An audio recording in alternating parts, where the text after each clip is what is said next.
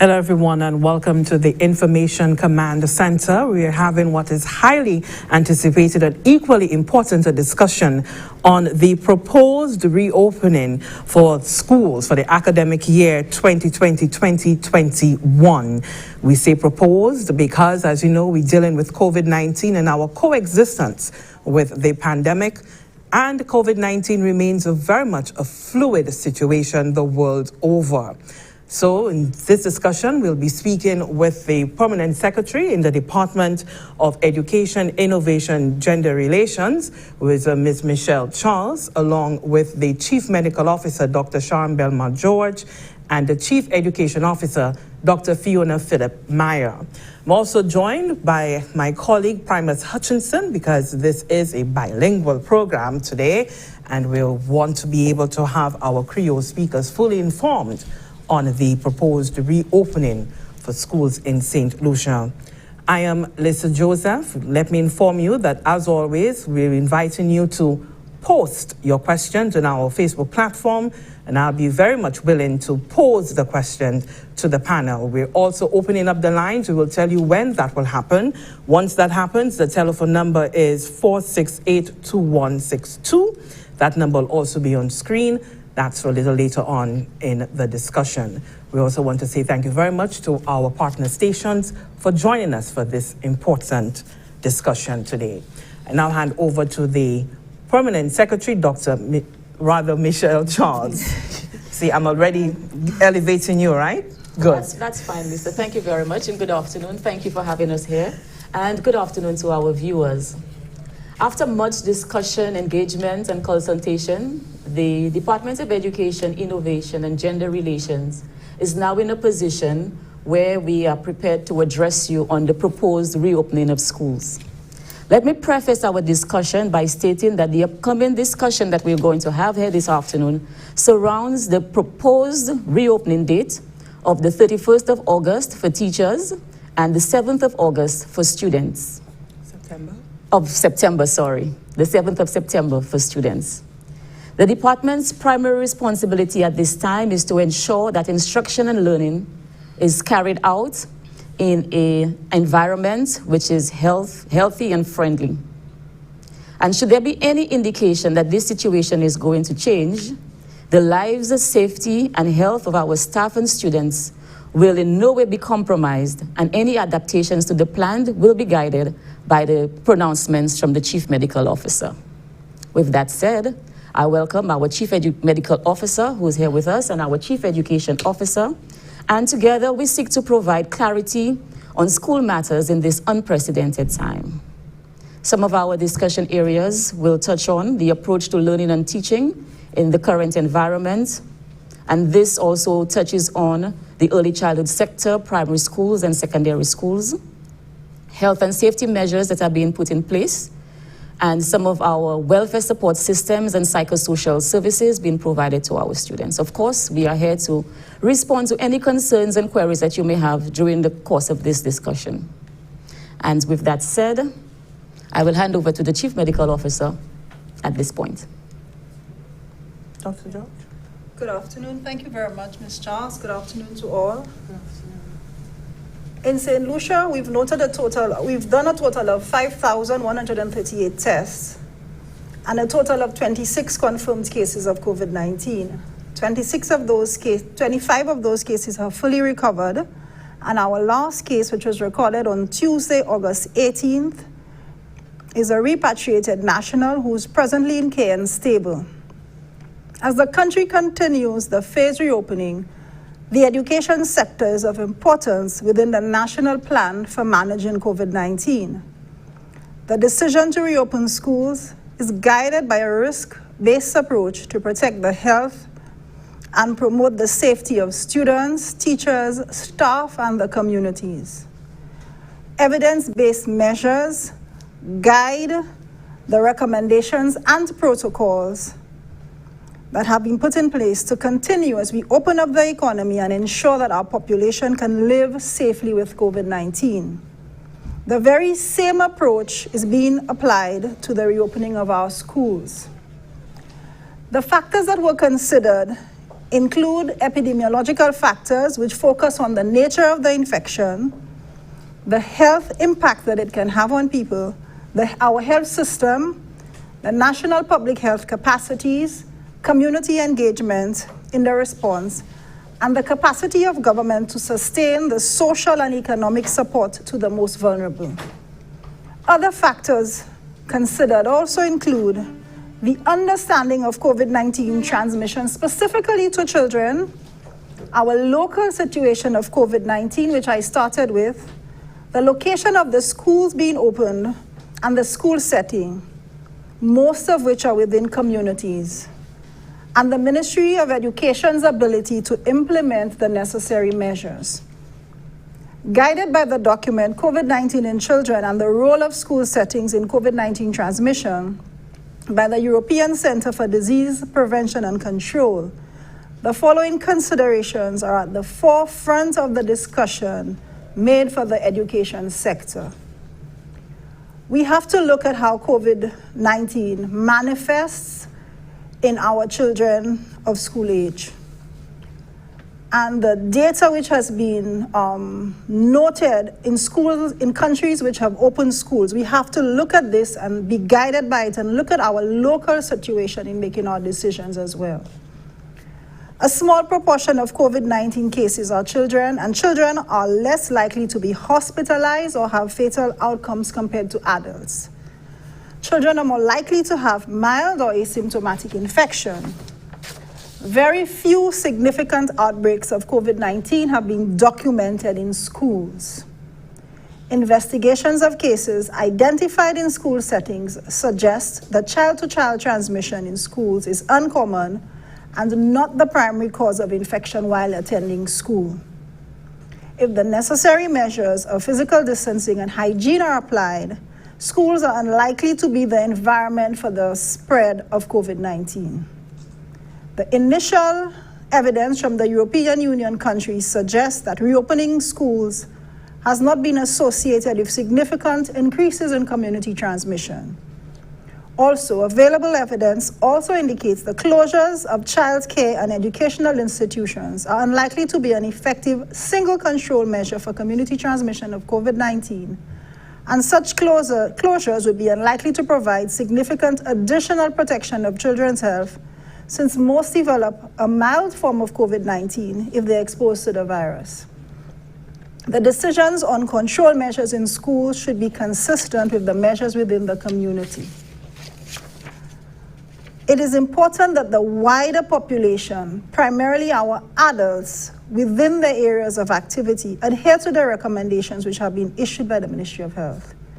By adopting these measures, not only is the health of the adult will protect, but this also minimizes our exposure to children to the virus. We anticipate and we note a level of anxiety in terms of the reopening of schools, but we would like to guide the public that we use evidence, we use research, we look at our local and our national situation in the decisions that need to be made. Notwithstanding this information, which is shared by countries that have successfully opened their education sector, it is imperative that the full reopening of schools be done in a careful, coordinated manner with the increased surveillance and capacity by the Ministry of Health and Wellness. The Ministry of Education has been working diligently to facilitate the safe opening of schools, and the Ministry of Health, we remain committed to provide the necessary support to keep all of our schools safe as we commence the new academic year. Thank you. Thank you so much for that, Madam CMO. We now to hand over to the Chief Education Officer, Dr. Fiona Philip-Meyer, who would give us a better understanding of how we'll be proceeding with the proposed reopening of the academic year. Thank you so very much, and good day to everyone. Good day to our viewers, to our listeners. Significant part of what we have done is to engage, is to work closely with the Department of Health. And so we're very privileged to have the support of the Office of the Chief Medical Officer in terms of the proposed reopening of school. Today, we are going to give you an overview of the reopening, noting that as parents, we would really want to know what's happening with our child and our school. This is not an opportunity to look at individual schools. However, we want you to note that at every school level within the education system, a system of operation has already been identified, and parents will know further information as we go along. Our early childhood centers and sector is very significant. We note that we continue to work alongside both public and private entities in terms of the safe reopening of our early childhood centers, looking at, in particular, the standards and regulations that have been identified and adhered to, reference the St. Lucia Bureau of Standards and the collaboration that has happened so far. Parents, it is important to note that instruction, educational institutions, is not only about learning engagements. It's about the social development of children. It's about developing their cognitive abilities. It's about emotional stability and emotional engagement as well. So we would like our parents to keep some of those thoughts at the back of their minds as they continue. As I said previously, this is a fluid situation. We as St. Lucians are no different to all parts of the world that are struggling to find the best course of action. So it is with this in mind that we continue to engage, we continue to consult, we continue to be reflective upon our practice moving forward. Many of our esteemed educators, both retired and present, continuously speak about the options and the importance of having children back within a safe environment. And for that, we applaud them. Parents, your support is paramount. Without it, we will not be able to attain the goals of bringing our children back safely. We are very pleased that we were able to develop and build upon, knowing that we had run successfully the reopening with our Form 5s and our Grade 6 students, and so this is a continuation in terms of supporting the educational attainment of our children. At the moment, our proposed reopening, Permanent Secretary Michelle Charles spoke of the 7th of September, and our teachers usually come in for a preparation week, which is the 31st of August. We now have looked at, as a team, significant engagements all throughout the education system. And the slide that you're seeing now is testimony to the engagements that we have done over the last 2+ months as we looked at the phased reopening into September of this academic year. And you would note that there's been a cross-section of individuals from all and diverse backgrounds, including our National Youth Council, and our students have been part of this. We have engaged primary, secondary school teachers and a wide cross-section of individuals. A significant part of that process was to have presented to Cabinet a memo that was prepared and submitted as of the 3rd of August to the Minister responsible for education, and Cabinet approval was granted on the 10th of August, allowing us to be able to go out to the wider community and the nation on a whole.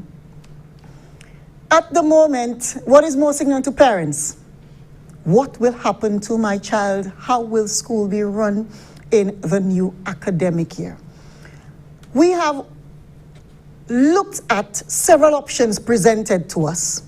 And very early on, I want to speak to the shift system, which is not one of the options that we're looking at, because the shift system presented a lot of issues, reference students loitering, our hours of work of the teachers, the transportation subsidy, how best could we support parents who are working and spoke to dropping their children off at a particular time. So the shift system is not one of our options. On your screen, you can see option 1. So option 1, and we only have 2 options for schools. And option 1 speaks to all of our students of that particular school being at school for 4 days for the instructional week. So we speak to Monday through to Thursday in the first instance. And again, everything that we do is guided by the Chief Medical Officer, so that when we look at the second term of the new academic year, any pronouncements to be made will be made at that time and prior to that time, so parents are keenly aware. So with this model, you see that the Friday will be used for planning as well as a general sanitization of the school plant.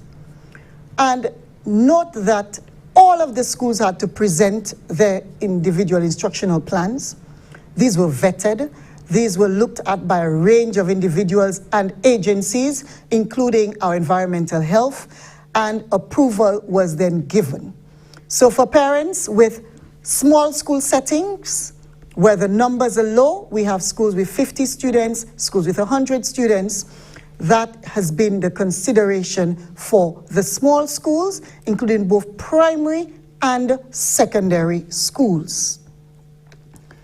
So parents, this is what it would look like. Your child would be at school 4 days in the week, Monday through to Thursday. So this is a pictorial representation of what that would look like. So you'll be rest assured you know where your child is going to be and when he or she is going to be there. We now turn to our second option. We note that we have some schools with as many as 1,000 children. We have primary schools with 500 children. Option 1 would not fit in that situation. Therefore, for those schools, we're looking at alternate instructional days. And that means that our children, your child, will be at school on alternate days. So, quick way of example, 1 day in, 1 day out. And this is meant to ensure that we constantly have contact with the children, that they're not gone for long periods of time. But it's important to note that when we have the alternate days, the days when the children are not at school, these are meant for distributed learning activities. That speaks to virtual, meaning online, various platforms that we've used to be able to provide work to the children, as well as activity sheets, project-based work. All of that will form part of the distributed learning that is guided by the instructional leader at the school, who remains the school principal, along with the team of competent instructors that we have. In this model for option 2, we will see a 1 day, which will be an in-school teacher planning and general sanitization day. And we note that for the schools with the alternate days, every school will be running orientation for the parents, whereby specific information for that particular school will be given as a parent orientation and at a parent meeting. So we do not want our parents to be too alarmed. What day is my child going to be at school? That information will be provided. So it's the same situation for both primary and secondary schools, larger primary and secondary schools, where specific information to that school setting will be given. But it's important that our parents note that as a Department of Education, for the Office of the Chief Education Officer, supported by the Deputy Chief, we have the overview of approved plans for every school on island. So regardless of the district of the school, we have identified what their mode of instruction will be, either whole school or that they would run alternate days with what we call distributed learning and the blended approach. It is important that we also share with you how we looked at whole school and small schools, and that's always a question that comes up. We spoke about physical infrastructure, we speak about human resource, We speak about the number of children that we have at the school, as well as other facilities that are available to the school setting. This is an overview of what our entire island will look like in terms of the operations of schools. We will have 35 of our primary schools being able to run whole school. Again, based on numbers, student numbers, physical infrastructure, including additional physical infrastructure that they may have. So for example, there may be schools that are very close to a community center, that are very close to other human resource centers, and those facilities are available to them. 44 of our primary schools will run alternate days. That's for our primary schools. Our secondary schools will run a similar program whereby we have 16 of those schools being able to do the alternate school days, whereas 6 of them are able to do whole school. And the pie chart there gives you a representation of that. So if we look at our various districts, we have 8 educational districts based on the geographical location in St. Lucia. So our schools are within particular districts. And for example, District 1 is the Gros-Islet area. District 2 speaks to the schools in the Castries Basin. Camille Henry and Vide-Bouteille are examples. And on the other end, we have District 7, so schools like Riverdore and Saltibus, whereas we have District 8 with our schools, say for example, the Soufrière schools, the Cannery schools. So you see the cross-section of schools throughout the island and what their operations will be.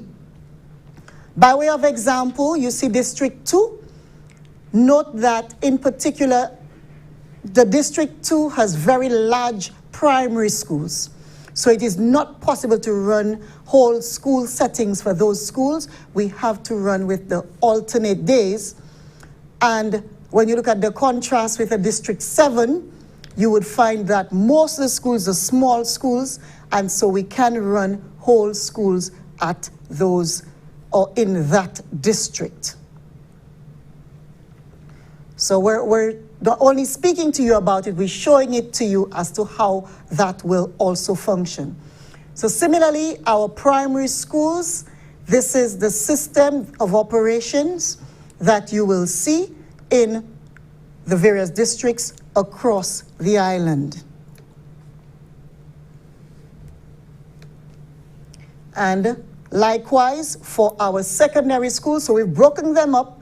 We've shown you all of the schools. We've shown you the primary schools as well as the secondary schools, what that speaks to in a very practical and pictorial manner for across the island. When we speak about the alternate days, parents may be asking, how will I know when my child is meant to be at school? So every parent will receive a calendar.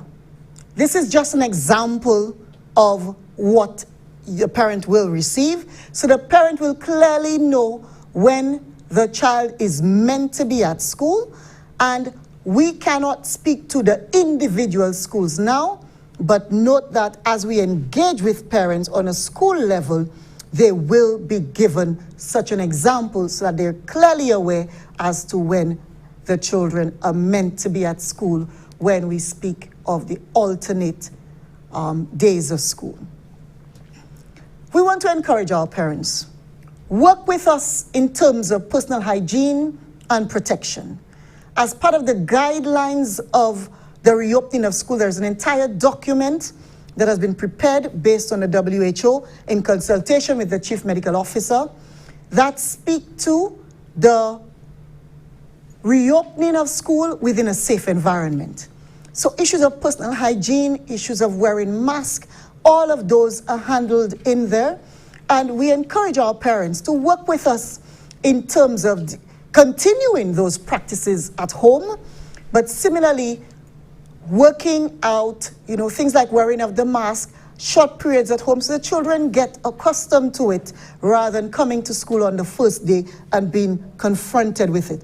Finding relevant and credible sources of information so as to better support the process. The emotional and psychosocial support is significant. We are keenly aware that our children have been away from school for a while. It takes a bit of time, including our teachers and our administrators, to get accustomed to coming back. And so we continuously work with our counselor, our head counselor, and the entire team to support in terms of psychosocial needs of our children and our stakeholders, our teachers included.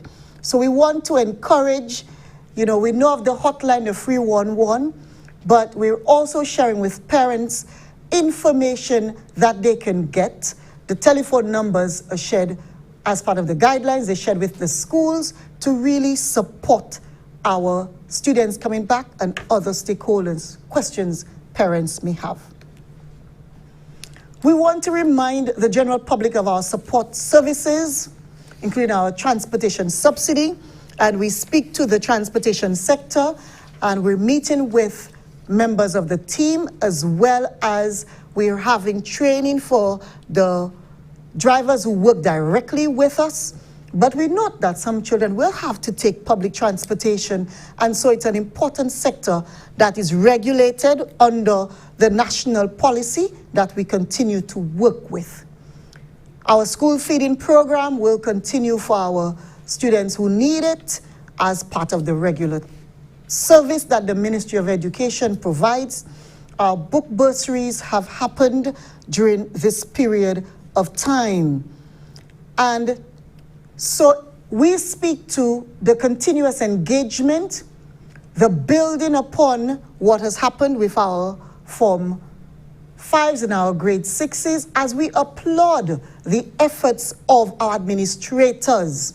They have been at the forefront of implementing the various protocols that are guiding our reopening.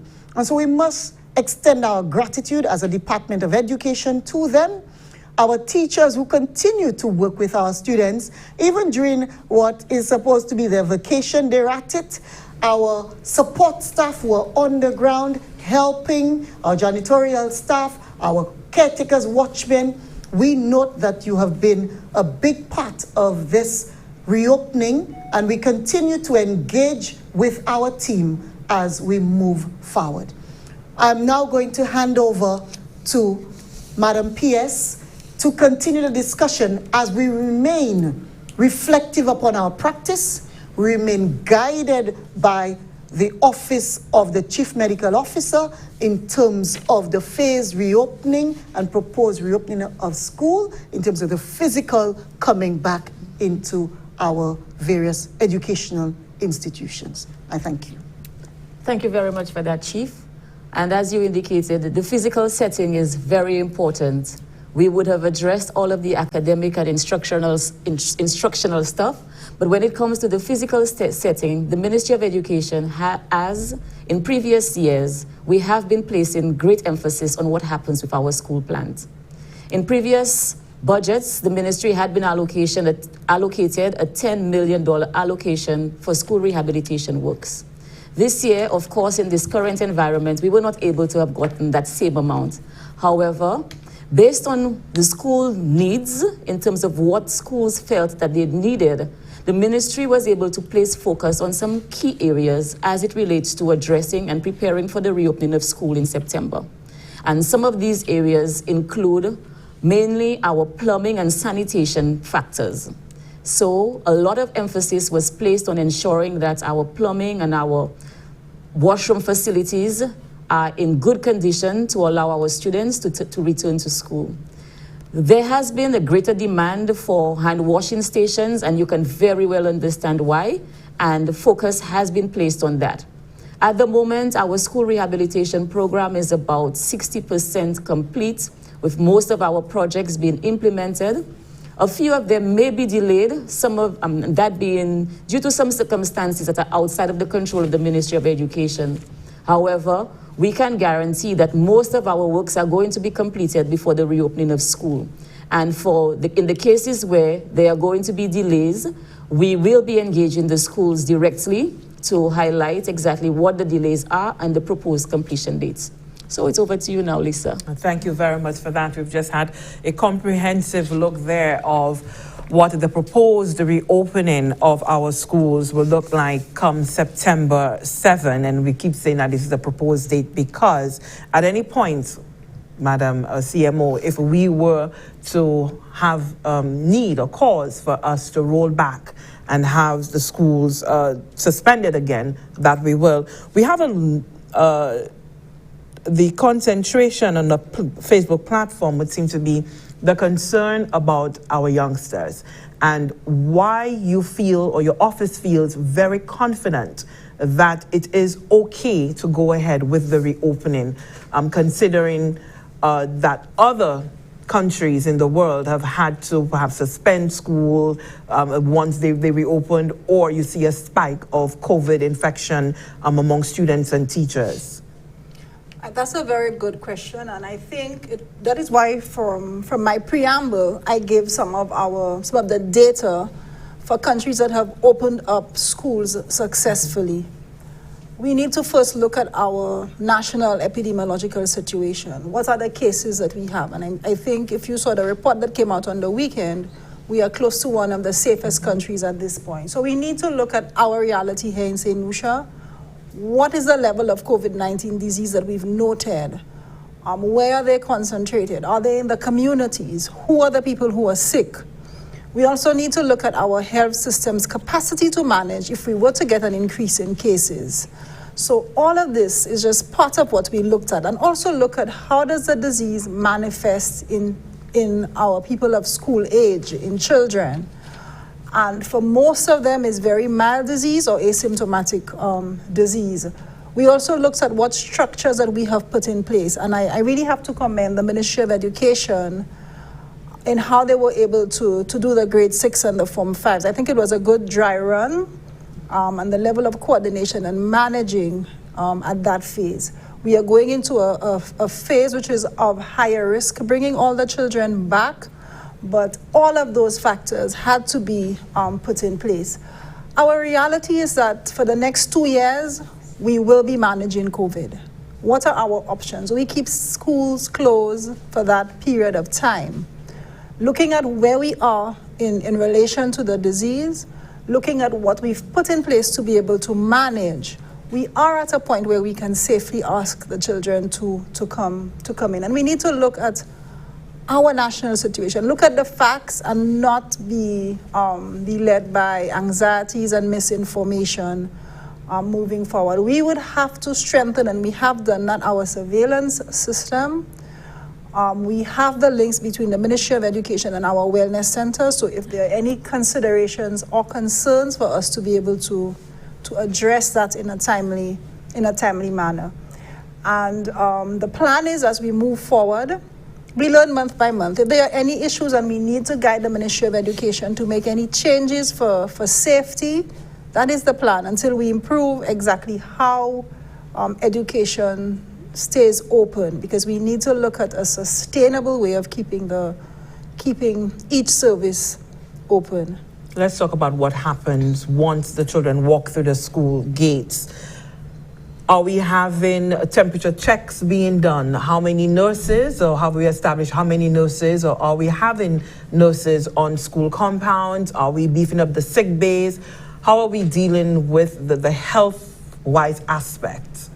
Okay, do you want me to address this, or the Chief Education? I can give a bit, and then Dr. Belmar can continue. I want the general public to be reminded that we run our grade 6 and our Form 5s. It is building capacity rather than reinventing the wheel. And we saw that, for the most part, done quite successfully. So yes, temperature checks will be done. Yes, hand washing stations will continue to exist. Yes, we will work with our wellness centers. Happened beautifully. We did not have nurses stationed at the schools because we recognize that as a national policy, it is not always probable to have a nurse stationed at the school, but the collaboration was so good that the nurses came and there was very little to do. The importance of the sick bays is critical. We recognize it as a team, and we've been working towards improving the sick bays and using that as a service.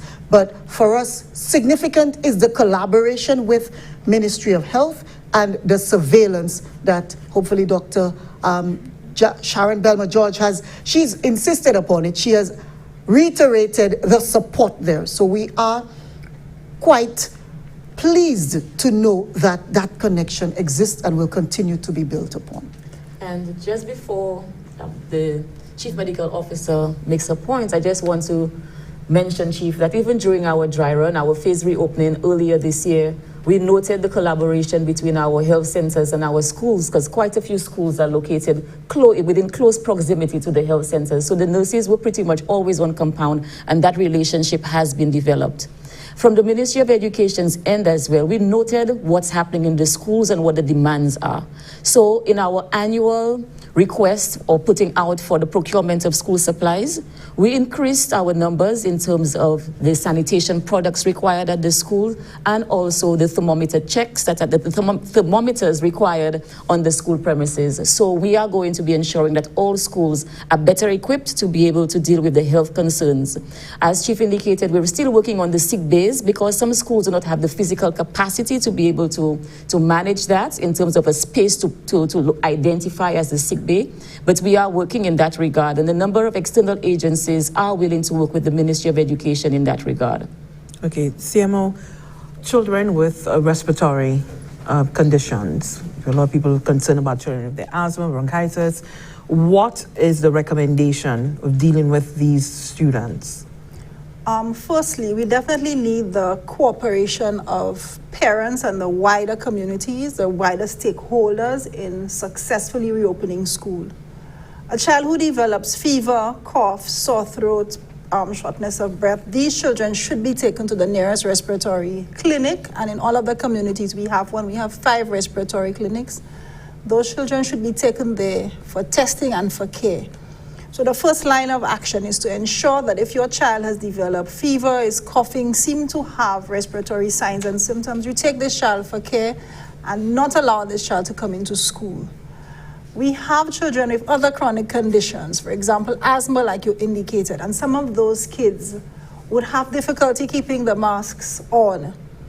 The recommendation through WHO is the use of the face shield if they're having problems using the mask within the classroom setting. So this has been established with the Ministry of Education, that those kids would be allowed to use a face shield while in the classroom. Because as much as possible, we want to ensure equity so that the majority or all children would be able to benefit from education with the reopening.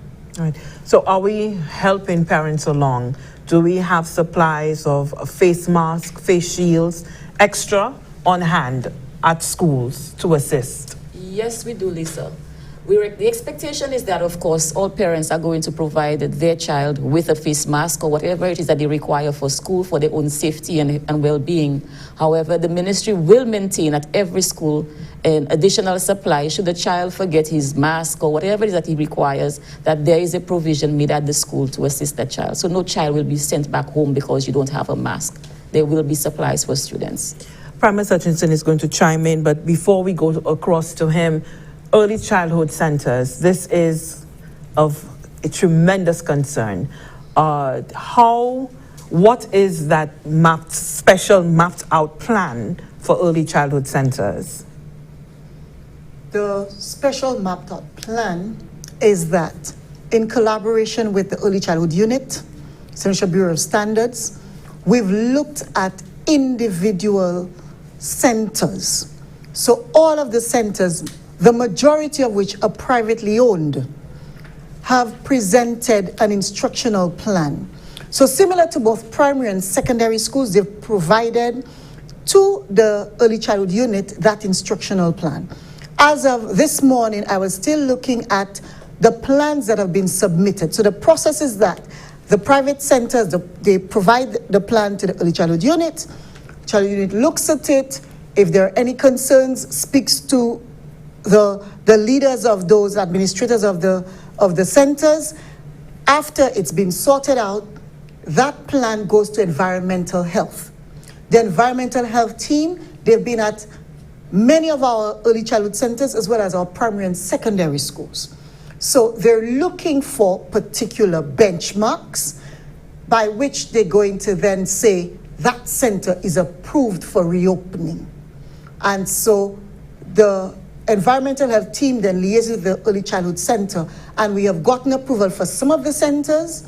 There have been others where particular things need to be done, cleaning of particular surfaces and all of that, markings in place, sanitization of areas. They've gone to give them feedback. So that process is ongoing, and even as late as Friday, there was a discussion with the head of that team to get the process going in a quite steady manner to make sure that as many centers as possible that meet those benchmarks are then reopened as of next week and into the 7th of September. And so they need to be certified and should have a certificate to display? It is not a certification, it is that an approval is granted through the environmental health, speaking to the various benchmarks that they've met for them to reopen. Can you give us an idea as to what those benchmarks are in order for parents to understand that the environment is safe?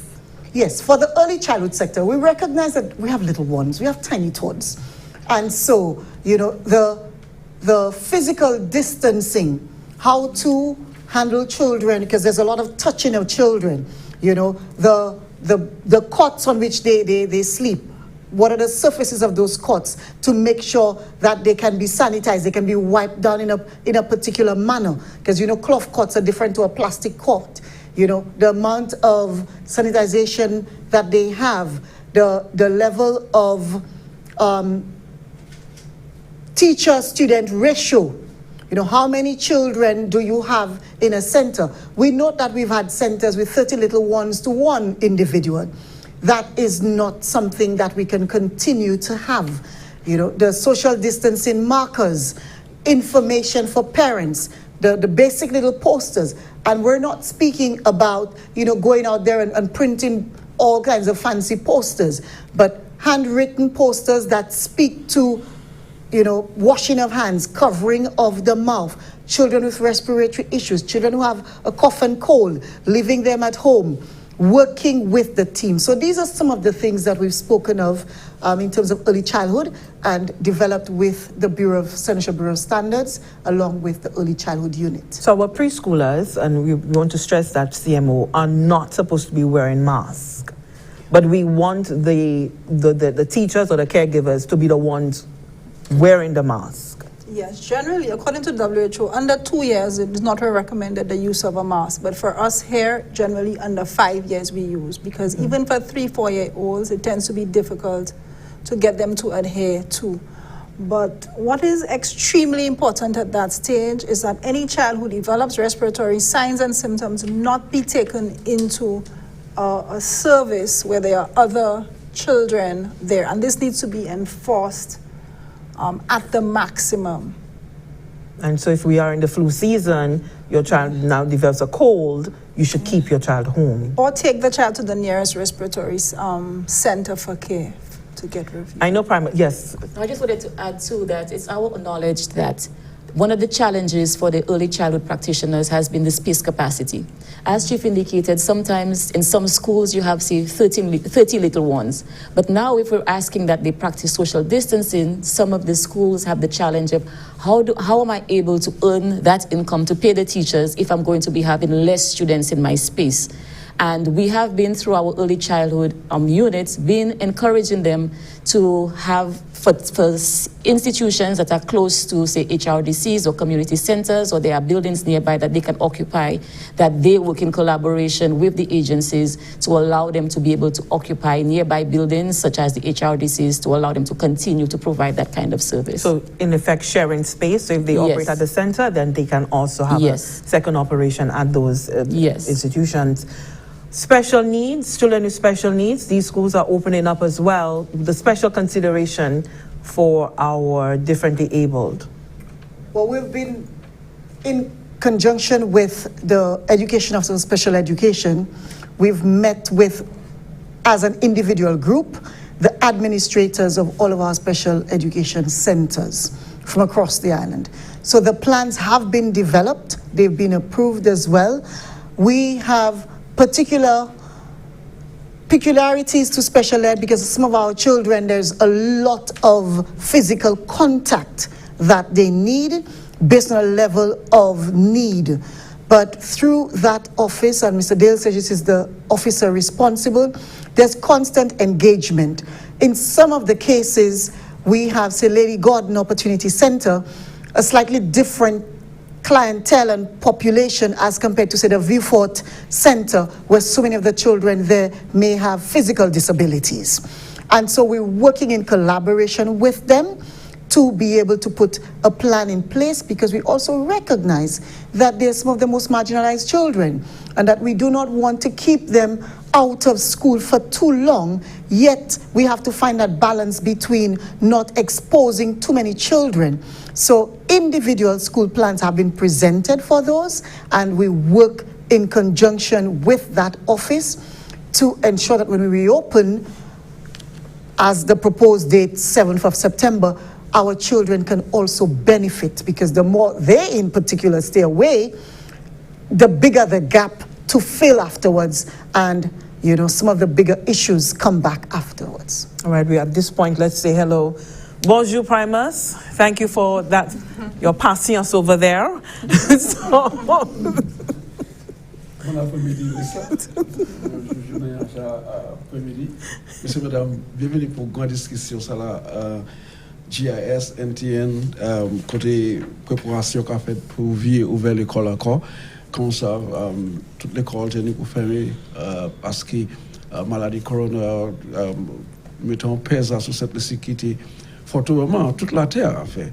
Et qu'à présent, quand chef officier d'éducation dit quand CMO a dit quand sécurité permanente a dit toute qualité de travail que j'ai fait pour faire assurer que tout bagaille en place sans essor pour adresser ça de façon pour faire l'école vie opération encore septembre les 7 c'est instituteur c'est teacher qui est venu les 31 pour préparer et que l'école commencer le 7 septembre. Bon, moi, je vais expliquer quoi aussi à ce divers ça que nous faisons. Mais moi, mettez attention sur ça, chef officier médical, Dr. Sharon Belmar-George dit, particulièrement à sa préparation, travail en collaboration et puis ministère de l'Éducation en préparation pour l'école.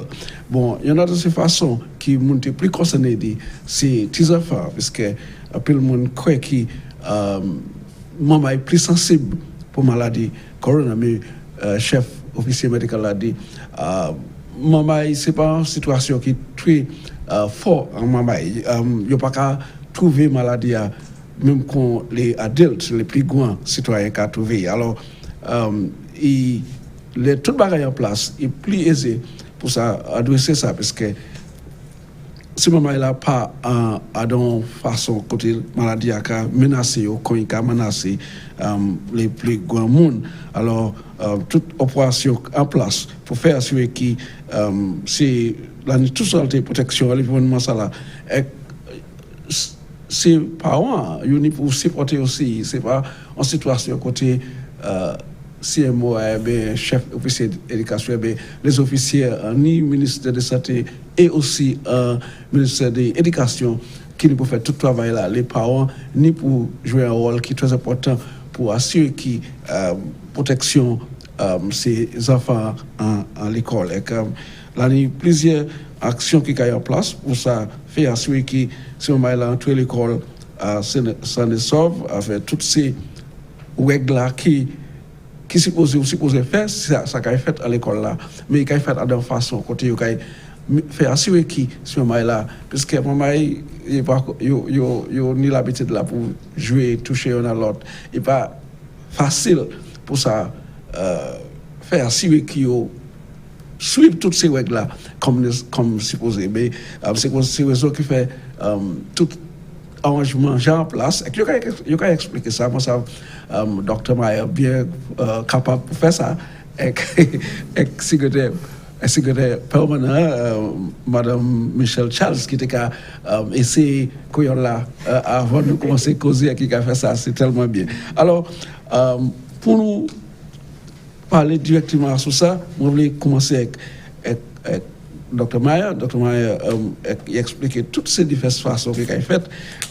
Il a fait une plus courte passée il a fait sur ça. Just an overview. Un overview, regardez, Dr. Mayer, préparation pour l'école, qui ça qui est en place, toutes ces diverses trois cassements qui nous pour adresser, pour faire assurer que tout le monde travaille sans les sauve pour faire maman vivre à l'école et support les parents pour faire ça à succès. Ok, merci, monsieur Hutchinson. Ça m'a quoi plusieurs parents veulent savoir c'est comment est-ce maman la vivre.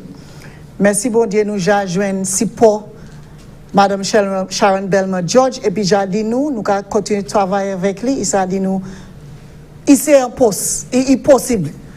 Bah c'est maman nous savons maman la été la caillou c'est un bon temps avec nous qu'a aussi garder plusieurs travail qui a fait manière plus maman qui était plus long yo était la caillou plus yo qu'a perdu avec nous pour garder comment nous ça fait ça pour yo venir à l'école là en manière qui pas affecter yo di santé yo mais même manière nous voulons encourager et supporter pour yo ça apprendre. So nous pour garder toute la façon, nous pas ça garder une seule façon de nous voulons venir l'école, mais nous pour garder santé yo. Nous te dit avant plaisir nous parler avec. Nous pas si seulement dit OK, nous ca ouvrir l'école, mais 2 mois nous ca parler avec différents monde pour garder manière nous ça fait ça en bonne manière.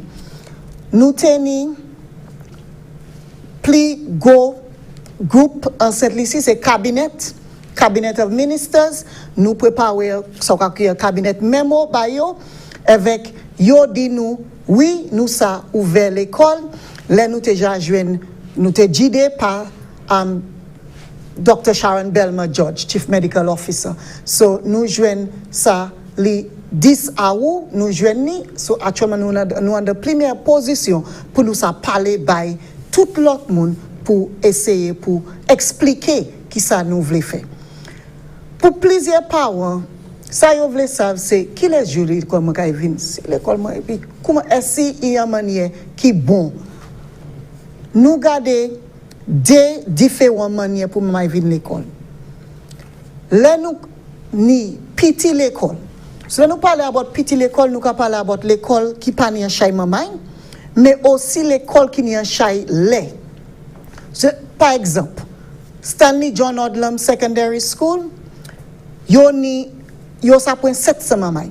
Actuellement, Marigo, hein? Oui, Marigo Secondary. Actuellement, yo ni 2 semaines. So nous savons en dedans manière ça là, nous ka garder yo quoi un petit l'école parce que c'est maman là yo ni. Mais yo pas un petit l'école parce que yo dans chai Gwandé. Mais nous ka garder toutes ces l'école ça là, petit l'école avec nous ka dit yo ça venir l'école lundi, mardi, mercredi et jeudi. Vendredi yo pas kay moment là pas kay venir l'école parce que ça c'est jour nous ka prendre temps pour nettoyer tout bagay. Tous les jours nous ka nettoyer mais le vendredi ça nous ka bay un plus grand garder pour tout bagay avec ce teacher qui servi tant ça aussi pour plan pour mettre tout bagay en place bagay bay ces maman là. So ça c'est petit l'école là. c'est l'école là qui plus grand. Nous avons l'école qui est 500 mamans, 600. Nous avons l'école qui est 900 mamans. Nous avons l'autre. Et ça, c'est ni l'école primaire avec l'école secondaire. Ça est ni l'école première avec secondaire. So, en disant c'est l'école ça là, nous avons gardé en l'autre manière pour bailler ce maman là, JD ce maman là. So, nous avons gardé, ça nous avons créé alternate days. So, ça means si maman là kay vini, yon jou yo ka vini, yon jou yo pa kay vini. Mais tout parents kay savent qui joue maman là kay à l'école. Nous voulons dire tout le monde nous pas fait shift parce que là nous regarder shift, là regarder maman qui vient l'école, 8h30 pour di après-midi, yon est qui moun ka regarder ce maman là, yo kay en ville ka street ka marcher, yo kay transportation kind of problem, school feeding kind of problem. Est-ce que ça apporte cette charge juste 5 heures? So, en dedans situation ça là, shift nous pas qu'à faire pièce shift en de pièce l'école. Nous ni alternate days, so ça means yon jour maman la ka vini, yon jour yo pas ka vini. Yon jour yo ka vini, yon jour yo pas ka vini. Mais c'est jour yo pas ka vini l'école. Là ni travail qui kay préparer by si maman ça là pour essayer pour quitter yo toujours qu'à faire travail yo même si yo pas l'école. So parents savent pièce temps pas changer, tant ce moment là ka vinn l'école. Bon matin si c'était 8h yo ka vinn l'école, c'est même bagay. Nous pas changer ça ou savent yo ka quitter 2h30 ou savent yichou l'école et pour ça garder pour l'autre joie pas l'école ou kay aussi savent. Moi vle ces parents savent nous te kay vle ouvert toute l'école. Nous te kay vle toute maman l'école. Mais actuellement nous pas ni pièce jou. We're at zero. Nous avons commencé sans rien. Mais nous avons travaillé pour aider ce moment-là. Mais comment dire, nous avons pour garder santé ce moment-là, santé nation, aussi éducation. Et nous avons pour garder quelle manière nous savons faire ça, quelle manière qui est possible. So ça c'est des temps, des options nous avons avec nous savons différents place Sainte-Lucie, l'année place Sainte-Lucie, plusieurs moments là, qu'a attendre l'école qui petit, la pas chez maman, so il plie aisé pour ni ce moment là, si maintenant lundi pour jeudi. Mais l'année l'autre côté, là plusieurs moments, nous ni pour faire un jour en dedans, un jour dehors. Docteur Maï, il y a dans ce point qui est très important, et certainement c'est maman qui est en l'école. Qu'on nous garde plus school. Nous savons ça qui est difficile à pile parce que c'est ti maman et tes enfants, ils va essayer pour contrôler contrôler les plus grands. Qui qualité d'arrangement qui est en place pour adresser ça parce que nous étions à ce programme avant ça côté l'union organisation qui reste comme ça pour faire ça là qui est demandé pour assistance parce que vous voulez nous faire un programme pour aider vous pour adresser cette situation parce que la kind of maman à l'école. Comment le ministre là a adressé ça? Well, nous avons parlé about l'école, the early childhood sector. Moi, ça association, j'ai parlé avec divers moun qui ici aussi pour aider avec plusieurs bagailles qui sont faites, j'ai fait. Mais yo qui travaille avec maman qui est plus jeune, l'année en manière pour yo faire. So ça yo ka fait, yo ka présenter en plan, yo ka présenter en manière yo ka travailler ce maman là avec team nous qui the early childhood unit qui travaille avec yo, avec nous aussi the environmental health, c'est gens santé quand on l'école là qui dit si place là bon assez pour ce maman là ça vie. Même quand nous avons fait un restaurant, nous environmental health qui vient dit ça c'est un bon restaurant, ça bousin fait nous pour essayer pour changer.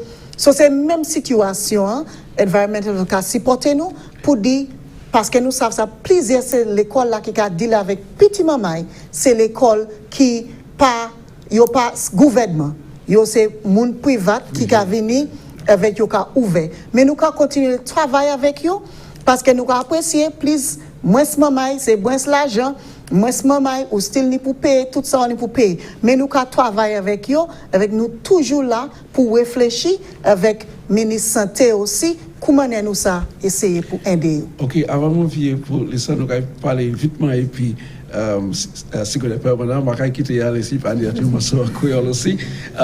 Mais madame, Maya, vous parlez mentionner ça, mais moi, après, il y a une façon qui c'est les parents qui savent côté issue, puisque quand vous parlez en bas, quand calendrier, quand on dit, en façon qui c'est parents qui n'y a qu'à dit, aujourd'hui, à ce moment-là, supposé l'école, demain, il va supposer, c'est ce qu'on fait ça. Ça, c'est un bail qui, c'est parents, alors, il y a toujours qu'à ça.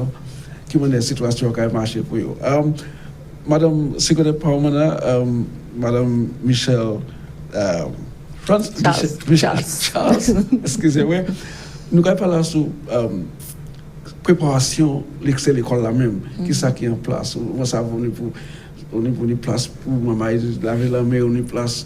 Est-ce que ça fait ces chambres, c'est l'école là place? Comment ça est? Tout bagaille en ordre. Tout bagaille ministre là qui travaille à ça actuellement comme nous avons parlé. Comme toujours l'année qui passée, nous toujours fait travail à l'école, réhabilitation l'école. Avec ça qu'a fait l'année ça aussi. Mais l'année ça qui est différent, c'est ça nous avons focusé plus sur ces bagailles là qui a aidé santé. So en chaque école dit vous voulez plus 5 pour ces mamans là ça laver la main avec tout bagaille comme ça. Nous avons essayé que aussi toutes ces plumbing ces washrooms là tout bagaille en ordre. So laisser maman là via l'école toutes ces façons ça nous avons pris ça. So tout bagaille les parents pas dire pour concerner tout bagaille c'est pas ça. Nous avons travail là tout travail là pas jamais fini. Oui, nous pas ça fait toute l'année non plus mais nous savons nous avons essayé faire tout ça nous paye pour ça pas affecter l'école maman retourner à l'école. OK. Dernièrement avant nous arriver pour Lissa, madame CMO, moi gagne pour aller courir tu bien non pas à présent Lissa qu'a dit non pas à présent moi ni ka donc il faut causer à ça pour venir mais pas pour principalement pour ces mamans là qui incapable. Nous savons ça soit situation qui sensible chez au parler à ça. Est-ce que vous avez suivre pièce attention parce que pour ça que tu as toutes les abaye pour fait comment est ça qu'a fait Si maman nous qui ni des fois difficulté yo en tout pays simple ici. Si maman nous aussi. Si maman yo c'est frère nous c'est nous c'est riche nous. So nous ka apprécier dat nous pas jamais vle yo été dehors avec yo c'est un groupe maman plus yo été plus difficile y pour vivre retourner. Si même bagay là avec ces plus gros maman nous là nous ni forme 4 forme 5 plus yo été dehors est difficile. Mais nous travaillons avec unit ça là aussi. Avec moi nous joindre avec toutes ces moun qui li bay si maman ça là qui travaille avec yo pour parler avec yo. So nous ni un plan pour chaque c'est l'école ça là. Nous ni un education officer qui responsable pour c'est l'école ça là pour garder qui manière. Nous savons différentes l'école ti manière différent. Par exemple, nous ni souffre education center souffre c'est l'école petit maman infant là primary. So nous travaillons avec eux qui manière qui plus possible. Là ni vieux fort ni différentes manières qui garder manière. So c'est pas pour dire qu'on c'est l'école nous ka yo HES, c'est l'école HES là, yo tout garder même manière. Yo tout ni même structure, mais c'est différent l'école maman qui ni difficile, yo différent, Lady Gordon différent. So nous pour garder chaque c'est l'école ça là et garder plus manière possible pour porter ce maman là via l'école. Parce que nous savons à des temps, ce moment-là qui a des difficultés, ça là, parents aussi des difficultés. So nous voulons try joindre pour travailler avec eux. Merci autant. Madame Seymour, I didn't mean to allow me. That was not my intention at all. Okay, nous apprécions ça. Dr. Maya ek Sigo Department ek CMO qui a expliqué tout qualité arrangement qui est en place pour faire assurer que l'école vit ouvert tout de suite, que tout bagaille qui marche là, tout rien pas passer comme doit être. La pénité challenges, la pénité du tracassement, mais à faire tout bagaille en place et que faire assurer que les parents qui savent ça qu'a fait, les autorités qui fait assurer que tout bagaille a marché en façon ici pour marcher. C'est là le petit problème. Quand on dit presque toutes ces écoles là, puis wellness center, ça c'est health center, avec si un petit tracassement, ça adresse ça avec nous. Lissa? Thank you very much for that, Primus. And let me just say that the phone lines will be open very, very shortly. And that telephone number would be 468-2162, 468-2162. That's in a few more minutes. Madam CMO, I want to go across to you and ask about the social distancing. Do we know of the 6 feet apart? I believe there's a recommendation now for at the schools, so 3 feet would be okay. Yes, it would Explain be okay. to us why that is. The thinking is, like I indicated before, that if you reduce the number of children coming in with signs and symptoms, that's your first measure, not allowing persons with signs and symptoms in. When the children are seated, if they're at least the 3 feet away from each other, the thinking is that the possibility of transmission is a lot less. And also what they've noted is the transmission of COVID-19 is more through symptomatic persons and not asymptomatic persons. So the recommendation within the classroom of the 3 instead of the 6 was made by WHO. And that in that document as well, the recommendation for allowing them to remove the mask intermittently while they're at their desk as well. Okay, so let's just break it down for our listeners and viewers. We talk about people being asymptomatic, those being symptomatic. Yeah, that is they don't have signs and symptoms. So they do not have the signs and symptoms, Yes. so then they are not transmitting, It's even a lot if you were to less. have. Yes, it's a lot less in terms of transmission. The higher risk, where they notice within the school setting that transmission occurs more, is the social activities related to school, like the huge assemblies, the hangouts after school, where you have huge groups of children socializing. This is where, if there would be a case, you'd get transmission, and transmission within the classroom setting is a lot less with those measures. So activities in terms of sports at the schools, that's allowed? We have our PE lessons, so all of the instructional work will continue, but there will not be an inter-school sports activity. There will not be a huge assembly. There will be in-class assemblies. So all of the activities that speak to large groupings being in one area are not going to happen. Let's go to the telephone lines. Good afternoon. Thank you so much for calling in. Your question or your comment? Good afternoon. Thank you so much for calling in. Roger, we're not able to hear. Can you help us out? Hello? Thank you so much. Thank you so much for calling in. Your question, comment, please. Can you hear me? Yes, I can hear you now. Thank you so much. Yes, good afternoon. Yes, I think this question I'm about to ask is either directed to the CMO or to the education officer. What I want to find out, are the public buses, are they given the green light to carry a full load of passengers? Because my concern is that I live in the Grand Riviera area, and it has been noted that they are carrying a full bus, a full load of passengers every day.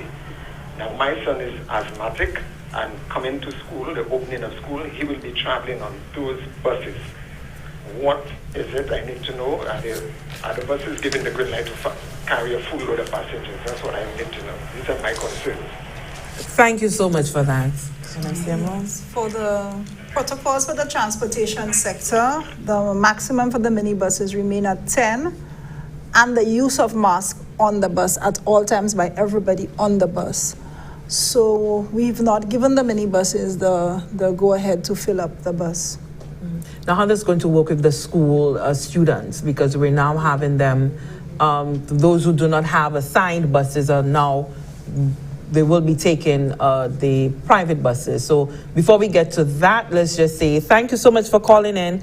Your question or your comment, please? Hi, good day. Good day. I am calling with regards to the assistance for back to school. I know that school is opening, we're scheduled to open in the next 2 weeks, and to this date, persons seeking assistance are yet to receive that from SSDF. With that regard, I would like to know how are we to go forward and how are we to prepare ourselves and our children to go to school if we are in a situation where we cannot afford to provide for our children and we're seeking assistance, and to this date we are lost as to what to do or what is happening or if we are even going to be considered for assistance. Thank you so much our for children that. to school. In response to that query from the caller, I would like to say, as it relates to the process at SSDF, SSDF falls under the remit of the Department of Equity, the Ministry of Equity, and so the caller might be best placed to, present that question to that ministry in terms of what the processes are. However, at the Ministry of Education's end, as it relates to our welfare program and in particular our book bursary, we have been engaging in that exercise. It continued through the month of August as per usual, and I think most of our persons have been, most of our books have been distributed. However, if there's anybody who's normally on our book bursary program and who has not been assisted, they could feel free to contact the Ministry of Education on that matter. Now, in terms of school fees, because I think that's another way that parents are being financially strained, have school fees been waived? You want to address that, Chief? Or should I? Okay, when it comes to the matters of finance, fees, Chief always pass it over to me. The fees at the schools have not been waived. We recognize that, of course, these are challenging times. However, the schools themselves do need to put things in place. But consideration is being given in the circumstances should a parent not be able to pay the full fee at upfront at the beginning of the school year. That on an individual basis, that conversation can be had with the school principal, which would allow for a payment plan of some sort to be established. And so the consideration is not to further impact persons adversely as it comes to payment of fees, but the ministry has not waived the payment of facilities fees or fees for schools, but arrangement. There is an understanding of an arrangement that can be entered into. Yes, so the parent is asked to engage with the school on that matter, and the arrangements can be made. This goes for both public and private schools? Not private. Well, Not private. no, we can speak to the public schools. Okay. Thank you so much for hanging on. What's your question, comment? Yes, good afternoon. Good Okay, afternoon. a couple of comments and then a question. Good afternoon to everybody. Good afternoon. I think what a lot of parents were concerned about was the lack of information. I don't think anybody was expecting a plan to be rolled out from since 2-3 weeks ago. But in the interim, while the plans were going on, there was nothing forthcoming. And this is something that is generally happening. It's not only for school. I find it happens on a lot of levels. In fact, there is no information, no communication, at least telling people, well, okay, we know you are worried, this, that, but we are working in the background. Hopefully we can give you some information in the next 2 weeks, next whatever. I think that's the kind of information at least people were hoping to hear. That's why people were panicking so much, because we see that school is going to be open soon and we're hearing nothing. So that's what I want to at least bring forth, especially on all levels, for that kind of level of communication to be there so that people will feel appeased as to what is going on. Okay. Now, from what I understood, the schools with a lot of children, they will be having one day in, one day out. Am I correct on that? Yes, alternate days. Yes, Colin. Now, this is going to put a lot of strain on parents. Has this been taken into consideration? Because now you're looking at finding something to do for your child when she's out. Now, how are parents who are working going to be handling that kind of situation? Permit me to respond to your question. Thank you so very much. We appreciate that first point about the information. As I mentioned earlier, there were various processes that had to be had, including cabinet approval. But note that I did make a statement speaking to the fact that we were working. But we take your point most definitely, that the importance of information sharing is paramount. The question about what are parents going to be doing with their children. Earlier on, I spoke to the fact that at the moment we have 0 days. We simply have not been given the approval to run a full school week at the moment because we're having to balance instruction and safety. So it has to be an incremental process that we're engaging with, guided by the chief medical officer. We note that at some of the schools, they've already started plans in conjunction with the parents about childcare, how to support. Various community groupings have happened. Even now that the children are away from school, it's the summer break, parents have put in various processes in place, and we encourage this. We note that it's not perfect for anyone. It's not perfect even in the countries that have the most resources, but that as a team, we will continue to work in a gradual and a steady manner to balance instruction and to balance safety. So even as parents, we have our parent associations, we have our mothers and fathers groups, we have neighbors, we have friends, we have family, you know, that we can come up with ways to support our children within a safe environment. However, it is not possible for us at the moment to bring in all of the children back at our large schools until such time that we get an endorsement from the Department of Health. So we empathize with our parents, but we really want to work with them in that regard. Yes, I'd like to add as well, Chief, given the caller's concern, in that the ministry did not just decide on this approach. We had looked at a number of options. We had considered the shift, we had considered the whole day school approach, we considered the rotation, well, the alternative day approach. And having evaluated all of these, this alternative day, the alternative approach, is the one that presented the least challenges in terms of what has to be done. We note the concerns as it relates to the shift system, that you're going to have students out at varying times. It has a great impact on parents and their ability to pick up their children at varying times. Also, it has an implication for our transport subsidy and our school feeding program. So having evaluated all of the three approaches that were being considered, this is the one that presented the least challenges. This is not going to be the most perfect system. It's never going to appeal to everybody. However, in the circumstances, it is the one that presents the least challenges and the least level of difficulty. Okay, thank you very much for that clarification. So I guess my follow-up question will be then to the CMO.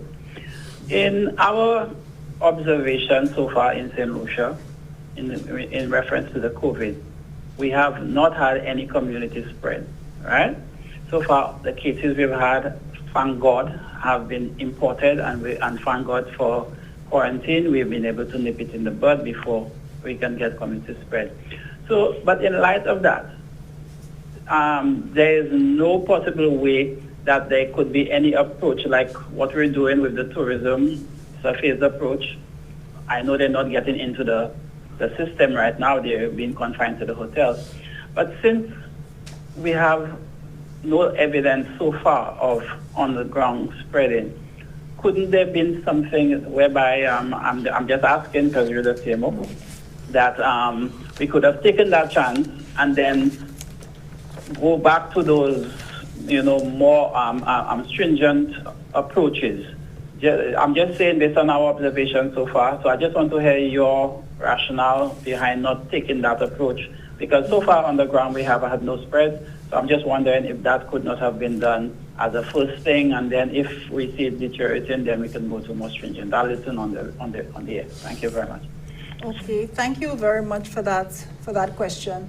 If you note, for every service and sector that we have opened so far, we've done it in a phased approach, looking at safety at every level. And I also want to indicate that we learn as we go. If we note we need to make changes in the plan after the first month, the Ministry of Education will be doing regular assessments on the ground to see how we change, how we manipulate whatever plans are already in place.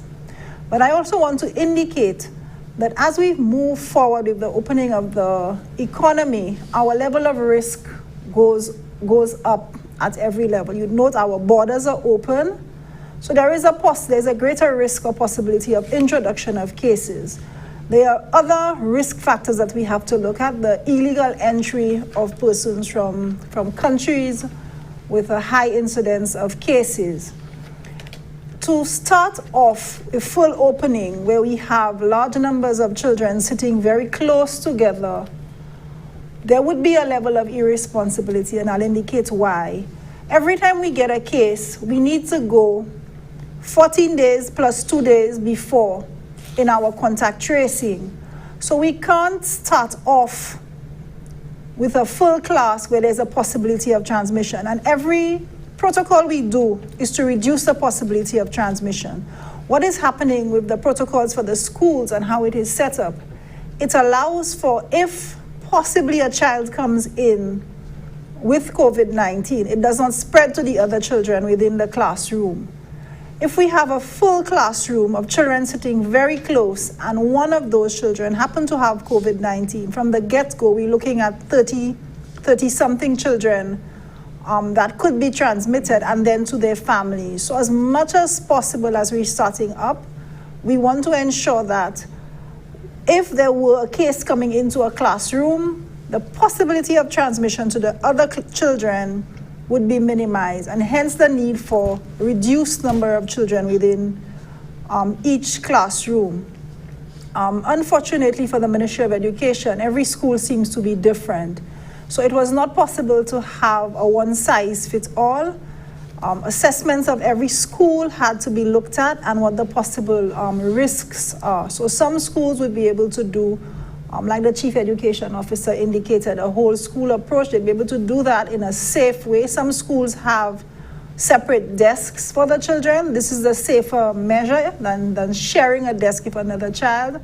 So this would be easier for some schools as compared to other schools. So what we're trying to do is to reduce any possible transmission if we were to get a case coming into the school, and hence the need for the protocols. But like I indicated, as we've done with the other sectors, there's a continuous assessment and review of what is in place as we move forward into opening the sector. It's quite possible, if we continue seeing the levels that we do, that this may change as the school term goes through.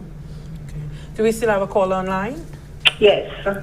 Thank you so much for holding on. Hello, good afternoon. Good afternoon. Go ahead with your question or your comment, please. My question is to the education officer. Looking at some schools having the rotation days and some schools having a whole day, a whole week at school. When I look at all the schools in the District 2 area, all of these schools are on a rotation day. Doesn't that put these schools at a disadvantage in regard to the execution of the curriculum? Are any changes being made in the amount of work that the children have to cover for the school year or the term? Okay, thank you so very much for the question. What we're looking at the moment is our spiral curriculum. We have a curriculum document that speaks to building up, and some of our educators out there would know what you add on the information. So we have a situation whereby in some instances the children would have had the 4 days. It is not necessarily about quantity at the moment that we're speaking of. We're speaking about quality instruction. But we're also looking at just a return of our children into the instructional program. We cannot go in depth into the instruction and the national assessments, but those have also been impacted and adaptations have been done. By quick way of example, we have our MSTs for grade 2s, 4s, and we have a common entrance. When you speak to your individual schools, you will note that we're looking at instruction, particularly for this first term, not about national assessments, but about diagnostic assessments of children. So for us, it is not that we can simply say the number of hours equates effective instruction. It is really about engaging our children now, bringing them back as safely as possible, and not bringing about the competitive spirit of national examinations, but working with them to ensure that we do not lose that instructional focus and to keep them. And we speak about the Return to Happiness program as much as possible coming back in. So we are monitoring the situation. Our principals are the instructional leaders, supported by the education officer, and we also have the office of the chief education officer and instructional, the deputy chief, who's responsible for instruction, working alongside those individuals to ensure that we find a balance between our children's social well-being as well as the instruction and the learning engagements. Thank you so much for holding on. What's your question, comment to the panel, please? Good afternoon, are you there? Don't listen to your television set. Hello, are you still there? Okay. I wanted to ask about the use of the school plants. We know that we usually have CXC lessons or private individuals utilize the schools for such purposes. Are we putting a hold on such practices now? Yes, most definitely, Lissa. We can understand in this environment there is need to put a hold on the use of the facilities. And so groups who would have normally applied to the Ministry of Education for use of the school plants, say for hosting meetings, conferences, some people wanted camps. None of those activities are going to be allowed in the school plan during this within this environment. All right, let's go back to the phone lines. Thank you so much for calling in. Your question, comment, please. Hi, good afternoon. Good afternoon. Okay, I just have two questions. I heard the CMO speak about spacing in the classroom, the 3 feet, to avoid socialization and the spread of COVID, if in case somebody has it. However, after school and before school, students socialize with each other. How will that be prevented? And what protocols are in place for students coming to school and leaving school? That's question one. What's your other question, please? Okay, and the next question, you have teachers who are parents as well. With this alternate days, how will that work when a teacher is at school teaching for the 5 days and then the student now is at school for 3 days a week? Where would that child be placed when there will be no one at home to supervise that child? Will that teacher be able to take that child to school with her, or will have to pay a babysitter to take care of that child the days that he or she is not at school? Thank you. Thank you very much for that. The second the one. second one first. Okay, very well. Okay, thank you very much for your question. We note that our teachers are part of the general public as well, but we want to encourage our teachers who know that they work within a school system to engage with the principal at which their child goes to school. In the same vein, we also have discussed, children, siblings who may be at different schools.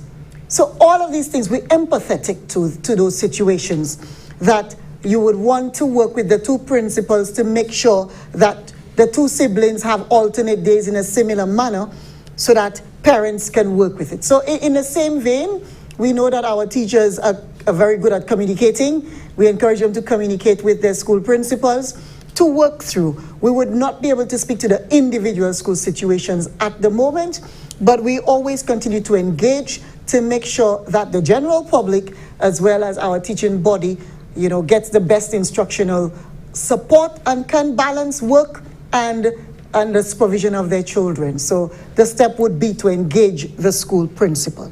Okay, Sema, the first question pertaining to the children and having them not, the social distancing and being very difficult. And this is a very good point, because what a lot of the research has shown from the schools that have opened is the social activities related to school and not the instruction class time that allows for transmission. So I would advise parents as much as possible to refrain from leaving the children for long periods of time out of the school. And like the Ministry of Education indicated, a lot of the social activities, the school activities that would facilitate a large crowd, those have been discontinued. So I also want to indicate that COVID-19 has put a lot of inconvenience at every single level. And we need as much as possible for parents. Right now, it's parents, the inconvenience for every parent, and not just parents who are teachers. It's inconvenience for every parent to the new situation that we have to adapt in the name of health and safety. So we're asking as much as possible, your extended family, you need to now look for innovative ways to work with the Ministry of Education. It is not a situation that the ministry wanted this. It's not a perfect situation, but we need to compromise. We need to look at the situation for what it is, and as much as possible to work with the system in the best interest of your children. We know the lack of concentration and efficiency of trying to do Zoom classes all of the time. It's just not as effective. So given this is the first step. We're doing it in steps, and let us see how moving forward we can increase the time to ensure the safety of the children. All right, thank you very much, CMO, for that. Just another quick question on, as we wrap up in the next few minutes, looking at vending at schools. Is that now this practice? Are we allowing vending at our schools, and what are the operation of school canteens?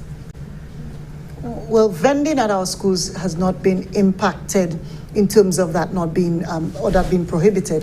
The same applies to the individual vends at the school in terms of the hygienic practices that we continue to encourage and we continue to highly recommend. We have our canteens becoming operational because they provide a service to our students. And we've noted that even some of our canteens have already gone back to clean up, and do the extra bits in terms of putting the hand washing and the sanitizing agents on the counters and ensuring that they've got a regular schedule for cleaning surfaces. So it is that within the whole structure of schools, all of those services will be available, but they have to be monitored and they have to adhere to the protocols that are set for everybody. CMO, just another quick question pertaining to the preschools. How many children are allowed to be at the center? We know that there are reduced numbers. What is that reduced number? It depends on the square footage of the service, because if you have a bigger space, you can accommodate more children. So it really depends on it depends on the size. The size of yes. that room there. Okay. And is it possible for us to have a list of approved early childhood centers? We do not have that list just yet because environmental health has been on the ground. So through the Office of the Early Childhood Unit, we can make that available as soon as we have it. Even a sticker to say that environmental health has been at the school, that it's been approved, is something we can facilitate. But right this moment, we do not have all of that information as environmental health is on the ground as we speak. As concisely as you can, with the CPEA coming on stream, how are we going to manage the implementation of that program vis-a-vis what's happening as we try to manage COVID? CPEA is just testimony to beautiful teaching and learning. CPEA speaks to continuous assessment. It speaks to children getting opportunities to revise their work and to present their work. So we do not see CPEA as anything different. In CPEA, for example, you do things like a book report. You do various project-based work. You do an SB. So we are running common entrance the final year. Many countries in the Caribbean have chosen to do CPEA within 1 year. We gave ourselves a 2-year implementation timeline, and a lot of the training has already happened. Reference CPEA, which would have been in St. Lucia almost 7 years ago. So we do not see CPEA as having any difficulty because it speaks to effective teaching and learning. And we note that of the 500 primary school teachers we have on board in terms of the training, that has been done very well. But we continue to be reflective upon our practice and look towards the best processes in terms of that. Okay. We heard Madam CMO speak about, the Zoom classes that we had before, and it's not always the most practicable thing. Are we also balancing the classroom activity, classroom work, with some online teaching as well? This is why it's called distributed learning. And there were many gains. There were many gains with the use of various platforms. Part of the issue is the fact that we do not have equitable access for both hardware and internet access for our children. So that it's the same situation whereby you couldn't say everybody does online classes because everybody did not have and will not have access to online facilities. But we note the great initiatives that came out of the blended approach, the distributed learning approach. So there will be balance between online work, worksheets for those who aren't able to get it. The teletutorials will continue as much as possible so that we balance that out between the face-to-face or the in-person instruction and the virtual learning. I know that the ministry engaged in the e-books, and we know there's some distribution earlier this year with that, and not all students were able to receive the e-books. But we've seen booklets that have asked parents to provide smart devices, whether it be the laptops, the smartphone. Is this a requirement from the Ministry of Education? No, Lissa, this is not a requirement from the Ministry of Education. We do have an e-education program, and eventually we're going to get to that point. This is the way the world is moving. However, it has never been a requirement from the Ministry of Education to put on the book list that smart devices are required in schools. Some schools have been doing it, and the students have been utilizing devices at schools, but it is not mandatory. And so even if a parent would see that on the list, you're not required to go out. And we have since, I think we have since spoken to our various principals about this, and this is not a necessity. It is not a device that is needed for school. It is not the mandate of the Ministry of Education. So the ministry continues to work towards having e-books for all students. We are in the process of rolling out. Well, we started earlier this year our pilot in terms of providing students who would have chosen their CSEC subjects with some learning devices that had content aligned with the CSEC syllabus. And we will be continuing this pilot, and we will be broadening the pool of students, because before we had only piloted at 13 secondary schools, but we will be getting some additional devices, and so we will roll this out at all secondary schools on island. All right, thank you so much, their Permanent Secretary, Michelle Charles, along with the Chief Education Officer, Dr. Fiona Philip-Meyer, and the Chief Medical Officer, Dr. Sharon Belmar-George. We've been discussing the proposed dates for the reopening of the schools on island for the academic year, for the new academic year 2020-2021. And so we've had a lot of information that has come out. So we encourage you to, on the social platforms, go back on YouTube and on the Facebook page to just go back and listen. Also, most importantly, in order for you to be able to have a full understanding of where your child falls, whether it be on alternate days or the whole days, whole schooling, if you will, you need to check in with your respective schools. The principals will be able to communicate that to you. You'll be able to get a sort of timetable, if you will, on how and where your child falls in that new form of learning that's taking place as we coexist with COVID-19. It's all left for me to say thank you very much. On behalf of Primus Hutchinson, I am Lissa Joseph, saying goodbye at this time.